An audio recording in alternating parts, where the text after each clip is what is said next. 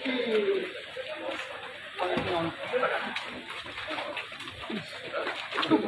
Hotman, Bang Hotman.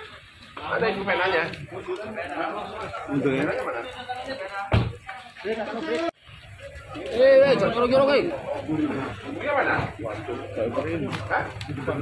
Oh, ini mobil hitam sana. Kalian kejar gua melulu. Ngomong dulu, Bang. Bang Hotman, gimana Bang? Persiapannya Bang? Tunggu sama dia. Oke. Jadi Mundur dikit, kasihan beliaunya. Mundur dikit. Oke, jadi hari ini Vena datang untuk BAP tambahan atas dugaan KDRT pasal 44 ayat 1 dan pasal 45 dugaan KDRT fisik dan psikis. Dan ternyata Vena mengatakan apa yang dialami Vena ini bukan hanya yang di Kediri, ya, bukan hanya yang di Kediri, ya, tapi bisa itu. Ternyata yang dialami sudah dari berapa bulan terakhir? Sudah 3 bulan. Dengan cara bagaimana? Jadi kalau emosi diapain? Dibekap terus, didorong terus, dibekap mulut dan istilah tinju itu dipiting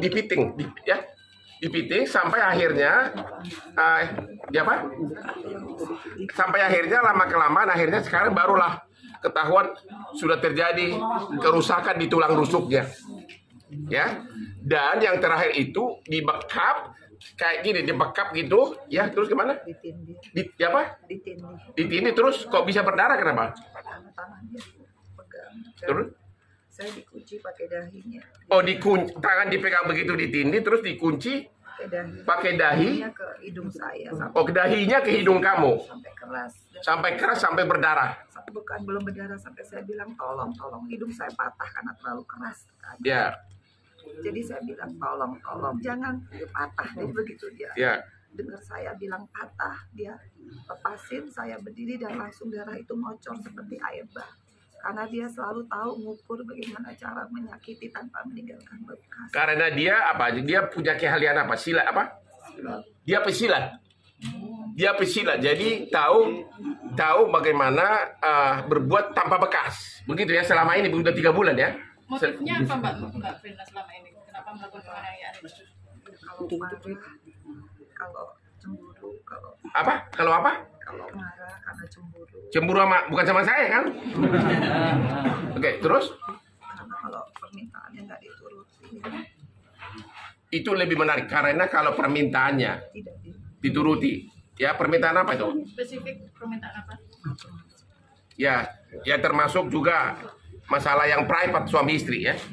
Masalah yang private suami istri. Dan selama 5 bulan terakhir tidak pernah ngasih nafkah, ya. 3 bulan tidak pernah ngasih nafkah. Jadi kamu yang ngasih duit sama dia tuh gimana? Jadi kamu yang membiayai keluarga. Oke, jadi laporan kami BAP kami hari ini adalah untuk melengkapi bahwa dugaan kekerasan tersebut bukan hanya kejadian yang terakhir di Kediri tanggal berapa itu? Tanggal 7 tanggal 7, tapi ternyata tanggal 8. Ternyata Vena sudah mengalaminya selama 3 bulan terakhir, ya. Dan dengan cara di-fitting, dibekap sampai rusuknya itu bisa apa? Siapa? Kata dokter rusuknya retak. Ya itulah, jadi itulah tujuan kami hari ini dan itu aja. Ya, cukup ya rekan-rekan. Cukup ya. Apa teh Pak? Yang 1 dan pasal 45. Dia mana gua tahu ditahan.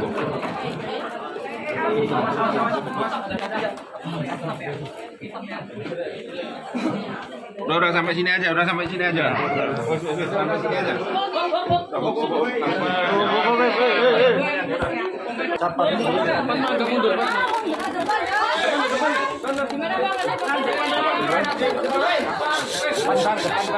Oke, sudah selesai pemeriksaan BAP tambahan untuk pelapor yaitu Vena. Dan ada berapa puluh pertanyaan tadi? ada 67 pertanyaan, dan ternyata yang dilaporkan oleh Ibu Pena ini bukan hanya kejadian KDRT tanggal berapa? Tanggal 8 ya? Tanggal 8 Januari. Ternyata dia sudah mengalami dalam 3 bulan terakhir, baik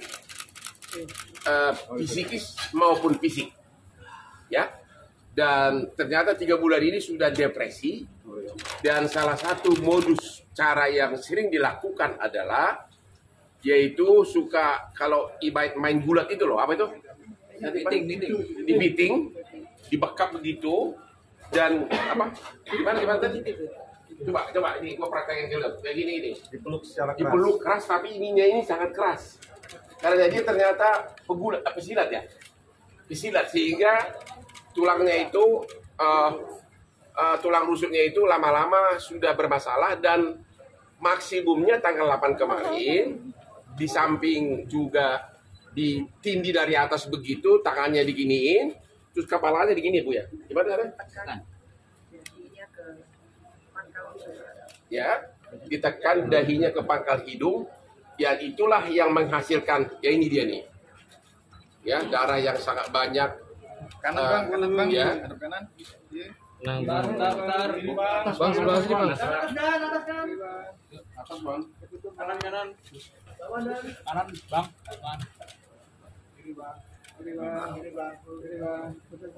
Dan ternyata tanggal 8 itu bukan hanya berakibat darah keluar banyak dari hidung, tapi juga karena ditekan dari atas begitu keras, ditindih sangat keras, dan disitulah kerasalah keperasaan. Kemudian ternyata rusuknya sudah parah sehingga waktu itu langsung dibawa ke rumah sakit.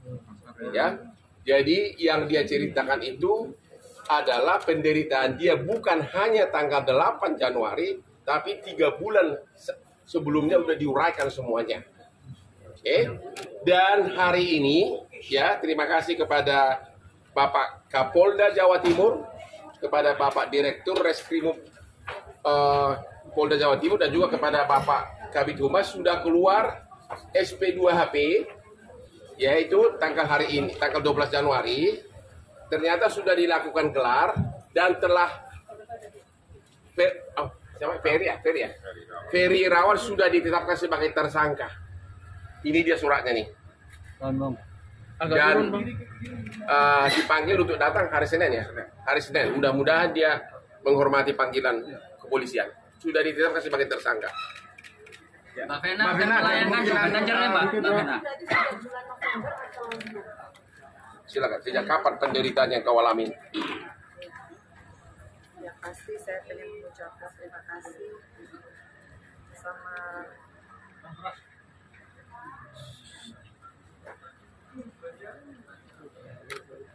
pertama sama ketua DPD yang pertama kali aku video call. Ketua DPP Perindo Surabaya. Yang bisa pertama kali aku hubungin adalah ketua DPD yang benar-benar melihat gimana aku berdarah-darah pada saat itu. Kalau enggak, beliau ngangkat telepon, aku udah nggak tahu apa yang terjadi sama aku. Kedua, aku juga terima kasih sama teman-teman Kapolres Kediri yang dari awal aku belum ada pendamping hukum, aku bikin BAP. Ngadu sendiri, datang sendiri, tertati-tati kesakitan. Benar-benar secara profesional aku diproses. Kemudian kepada teman-teman dari Polda Jawa Timur, Bapak Kapolda, semua Bapak, termasuk Bapak Dirmanto, Bapak Tony, Bapak Toto, Bapak Hendra, Bapak Suwancono, Bapak Ibu Masita. Akhirnya aku bisa speak up. Apa yang penderitaan aku 3 bulan yang aku selama ini, benar-benar aku bingung mau ngapain, mau ngomong sama siapa. Tapi qadarullah, dengan ada peristiwa berdarah itu, akhirnya aku bisa dengan berani aku mengungkapkan bagaimana penderitaanku secara psikis yang selama ini aku ingin banget mempertahankan perkawinan, tapi aku udah gak bisa dan gak sanggup lagi. Juga sama mama, masih banget sama adikku, sama bapakku, sama anak-anakku, saya adalah Mbak Vena, tanggapannya terkait permintaan maaf Ferry? Kita proses hukum dulu, lihat dulu nanti jawaban dia. Mudah-mudahan dia datang hari Senin, itu aja dulu. Ya, kita belum bisa komentar apapun sekarang. Mbak Vena, apakah mengalami trauma hingga saat ini, Mbak? Saya sangat trauma. Sebetulnya saya sebelum berangkat ke Kediri, saya sudah asam lambung. Saya sudah ingin mengakhiri, tapi saya nggak tahu karena sebagai perempuan saya selalu ingin mempertahankan perkawinan. Saya selalu ingin mencintai, menghargai suami saya, makanya ke dapil pun saya bawa. Tapi saya nggak mengira di dapil saya itu aku berikan ke diri yang mestinya saya bisa berkarya buat masyarakat. Tapi disitulah saya mengalami KDRT berat. Disitulah saya sebetulnya merasa ini sudah Allah melindungi saya. Karena kalau tidak pada saat itu saya bisa video call dengan ketua DPD dari Perindo dan tidak segera diangkat. Karena live video call itu memperlihatkan bagaimana saya berdarah-darah. Mungkin pada saat itu saya udah nggak selamat kan. Jadi di BAP, Ibu Vena ini cerita bahwa dia sudah stres itu sudah hampir 3 bulan. Bukan, ya ini hanya pemicu terbuka borok tersebut. Ini Klimaks dari semuanya. Mbak Vena sebelumnya nggak tahu kalau perilaku Bang Ferry seperti itu. Saya mau tanya, saya kira kamu cinta pertama, ternyata ini sudah wanita yang keberapa dikawinin? Berapa? Keempat. Aku baru 1. Ya jadi rupanya sudah kamu kayak ada cerai baru kamu dikawin yang keempat. Sudah 4 wanita gitu. Apakah sebelumnya terjadi kekerasan seperti ini, Mbak? Di awal pernikahan? Apa pengakuan istri sebelumnya? Pengakuan istri yang terakhir, Mbak Alia, kemarin juga sempat memberitahu saya sebelum saya menikah. Tapi saya tidak pernah menggubris karena saya merasa saya mencintai Ferry apa adanya dulu. Dan saya menerima segala konsekuensi dari segi pekerjaan dia, dari segi penyakit dia. Apa yang kamu dengar? Tapi kalau dari terakhir dari istri yang terakhir, Yang keberapa itu? yang ketiga. Okay. Dan dia memang menyebutkan kalau mungkin bisa dilihat juga di beberapa tayangan bahwa memang perilaku kasar, secara verbal, membanting-banting barang, kemudian membanting istri yaitu tapi kalau buat saya sekarang alhamdulillah saya sudah mendapatkan keadilan saya. Saya akan terus berjuang karena saya tidak mau lagi kalau saya aja yang bekerja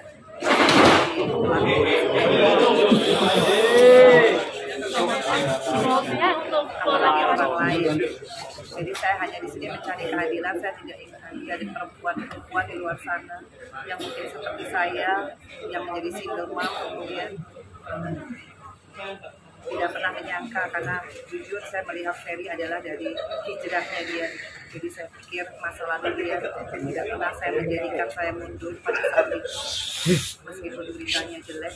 Tapi saya yakin kalau dia memang benar-benar berhijrah pada saat saya berdarah-darah, usia dia tidak pernah menghalang-halangi saya untuk saya meminta bantuan. Saya waktu itu berdarah begitu banyak, saya mau ambil handphone saya ditaruh. Saya mau ambil telepon hotel, telepon saya ditaruh. Kemudian saya berhasil keluar. Qadarullah Allah yang membuat saya bisa lari sedemikian kencang. Saya keluar ke koridor hotel. Saya minta tolong. Gak ada yang nolongin, hanya sampai di depan lift saya ketemu sama mbak bagian kebersihan. Di situ dia kaget lihat saya berdarah-darah. Dan memang pada saat itu Ferry menyuruh mbaknya mundur. Makanya mbaknya mundur. Tapi sebelum mundur saya udah bilang, Mbak, tolong panggil polisi. Habis itu saya kembali ke kamar, saya ingat saya ngambil HP yang salah, yang nggak ada WhatsApp-nya. Kemudian saya ambil WhatsApp lagi, saya telepon saya, kemudian dia dorong lagi saya ke tembok dan di situ saya natap matanya, saya bilang, ingat Ferry, kamu punya ibu perempuan, kamu punya adik perempuan. Disitulah dia seperti tersadar, pupil matanya berubah. Disitulah saya ada kesempatan ngambil handphone. Kemudian saya asal mencet dan yang kepencet video call dan Mas Didi itulah ketua DPD Perindo yang bisa melihat darah saya karena dia ngangkat satu-satunya orang yang ngangkat. Dan disitulah Ferry berhenti nggak menyerang saya lagi karena kalau dia nyerang kan terbukti ya live kan itu video. Di situ saya merasa selamat banget.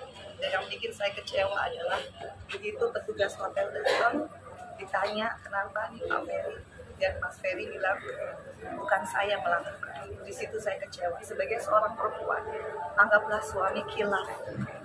Tapi kalau dia sayang sama istrinya, dia melihat istrinya berdarah-darah, dia tidak akan menghalang-halangi. Kalau perlu dia minta tolong ambulans kayak dokter, tapi di sini saya dihalang-halangi.